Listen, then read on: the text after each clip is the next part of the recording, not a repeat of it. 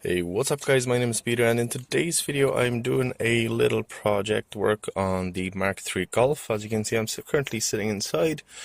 All of the MK3 Golfs basically have an issue with the headliner. As you can see, it's basically coming off its actual base, which is this thicker part here. This is just a glued on fabric. As you can see, my own was quite moldy as well because I previously had a sunroof leak, which I have now sorted, but obviously this is not very repairable. I did buy a whole bunch of black fabric, so what I'm going to do at the moment is basically start stripping off all the parts. As you can see, I've already taken off the sun visor from the driver's side. It's just two Phillips head screws. I'm doing the same on the other side. Pulled off the lights from here and pulled off the cover off of my sunroof. Now, sorry for the video quality. I'm currently recording on my phone, as I was not really planning on doing this today, but I had an hour or so of time, so I'm going to start working away on this. I'm not going to film the whole thing. I'll just give you guys an update when it's ready to come out and then when I'm doing the actual repair work. Now guys, here's another view of the headliner removal. As you can see, I have the front sort of pulled down.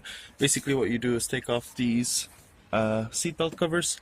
There is two screws hanging underneath, which you'll see there. They basically hold these plastic trim pieces on.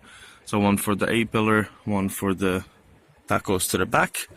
There's another one here on the back door, and obviously if you have an estate, as you can see, there's another trim piece that goes all the way into the boot. Obviously I'm going to be cleaning all these with the new headliner. As you can see, they're very dirty.